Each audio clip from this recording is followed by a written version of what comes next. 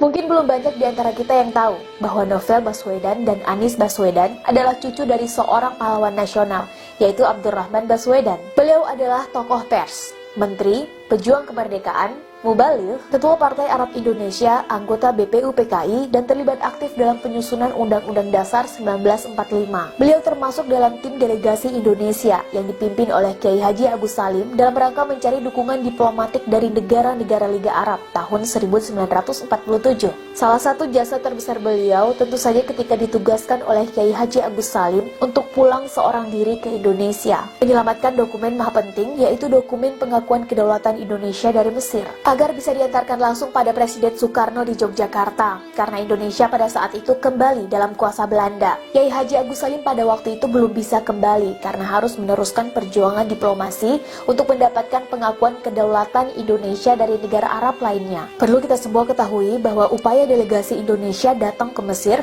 untuk mencari dukungan dari Liga Arab selalu mendapatkan rintangan dari Belanda dan sekutunya, mulai dari kedatangan, sesampainya di sana, sampai pada waktu kepulangan. Protes besar dilakukan oleh Duta Besar Belanda di Mesir, namun Mesir tak bergeming, sehingga perjalanan pulang AR Baswedan bisa dikatakan misi berani mati. Beliau harus terbang mempertaruhkan segalanya, karena pesawat yang ditumpanginya harus transit di beberapa negara seperti Bahrain, Pakistan, India, Vietnam, dan Singapura, yang pada saat itu Indonesia belum memiliki hubungan diplomatik dengan negara-negara tersebut. Sebagai negara yang baru saja merdeka, Indonesia belum memiliki kelengkapan dokumen diplomatik untuk warga negaranya semisal paspor. Sementara, kebanyakan negara yang disinggahinya memiliki hubungan diplomatik dengan sang musuh, yaitu Belanda, sehingga sangat rawan untuk disabotase dalam perjalanan oleh Belanda. Namun karena kepiawaian AR Baswedan dalam menggerta, berdebat, berdiplomasi, dan berargumentasi, khususnya dengan otoritas di masing-masing negara singgah, dan dengan ridho yang maha kuasa lah, akhirnya AR Baswedan bisa lolos sampai ke tanah air,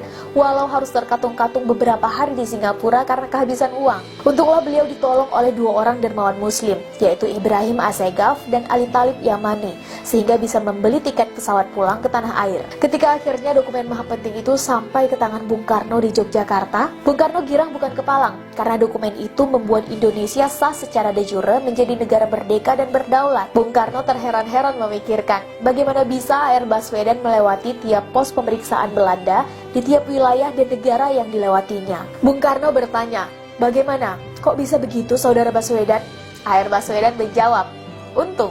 Dalam beberapa kisah juga diceritakan bahwa AR Baswedan harus menyembunyikan dokumen maha penting itu dalam selipan kaos kakinya sambil terus berzikir menggunakan tasbih pemberian pejuang kemerdekaan dari Maroko setiap melewati pos pemeriksaan Belanda. Ya, itulah sebagian dari banyak jasa AR Baswedan. Perlu kita ketahui juga bahwa di usia mudanya beliau seringkali melepaskan tawaran gaji yang tinggi demi idealismenya memperjuangkan kemerdekaan negara. Beliau pernah melepaskan pekerjaan dengan gaji bulanan setara dengan 24 kuintal beras demi untuk fokus dalam pergerakan menuju kemerdekaan. Oleh karena itu tidak aneh meski beliau pernah menduduki beberapa jabatan tinggi seperti menteri, namun tatkala beliau meninggal, beliau tidak mewariskan rumah kepada 11 anaknya. Karena memang semasa hidup, beliau tinggal di rumah yang dipinjamkan oleh kawannya. Beliau justru meninggal dengan mewariskan 5.000 koleksi buku dengan berbagai judul dan tema. Buku-buku yang semasa hidupnya menjadi teman, sekaligus nutrisi dalam perjuangannya. Seolah itu memberi sinyal bagi keturunannya dan kita semua. Carilah ilmu sebanyak mungkin agar berguna bagi negara dan agama,